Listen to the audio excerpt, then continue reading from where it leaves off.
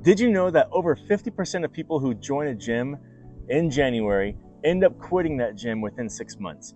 And that number falls to even lower than that. Over 75 to 80% end up quitting by the end of the year. And largely it's because people don't exactly plan and prepare their fitness resolutions correctly. If you don't plan it, you're not going to follow through with it. And I want to give you guys a couple of tips on how to prepare your New Year's resolution in order to make sure it does not fall flat on its face. Because failure to plan is planning to fail. So make sure that you guys are going by and thinking thoroughly of how to make sure that you are going to have a successful New Year's resolution. Whoa, hello wind. Step one is going to be consistency, which goes hand in hand with accountability. And what I mean by this is that if you are not consistent, you're not going to get benefits of exercise or nutrition. And if you're not held accountable, there's a good chance you're not going to be consistent. So what I want to give you guys is, number one, I'm not trying to sell anything at all, but I'm opening up on my fitness platform an accountability check. And I'd love to have a group of guys, a group of girls, a group of whoever wants to train on a chat, on a message board, to hold each other accountable, talk about what you guys have accomplished and all of that kind of stuff. If you want to be a part of this community and build up on your accountability and have people hold you accountable for your training, or just have me hold you accountable, it's all for free. Let me know. I will send you an email and get you started on that ASAP. But if you guys are not accountable, there's a good chance you're not going to be consistent. Secondly, you're going to have to plan. And by planning, I mean both by your exercise planning and by your nutrition planning. If you do not plan your exercise and your nutrition, it's not going to go as planned. Do you exercise in the morning? Do you exercise at night? Do you exercise on your lunch break?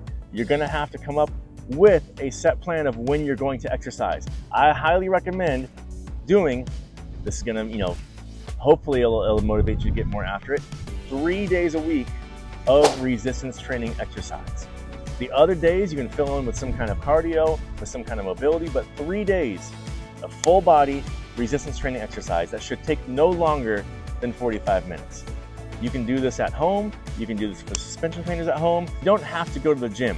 A large reason why people end up quitting the gym is because they don't really have the time to drive to the gym. It takes extra motivation to drive there, get out of your car, park, go to the workout, get back home, and so on.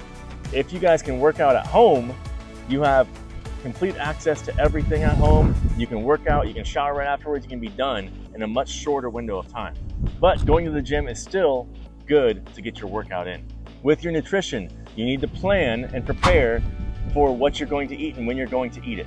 I would check out my diet hacks video right up here to learn how to have an effective diet and what you can do each day in order to have an effective diet and nutrition plan. I hate the word diet, but to have an effective nutrition plan in order to have as much protein as you can throughout the day, which will in turn decrease the amount of calories that you have per day. In conclusion, in order to have an effective New Year's resolution, you're going to have to be consistent, which will require you to find some kind of accountability. That's check number one. You need to figure this out before January hits.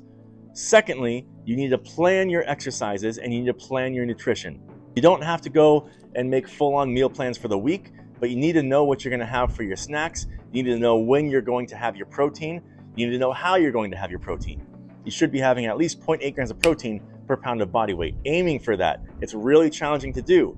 And if you aim for that, it'll cut back all those extra calories that you would get from having snacks like chips and so on. Because if you have that protein first, like I show in that video, you're not going to be hungry for those extra carbs.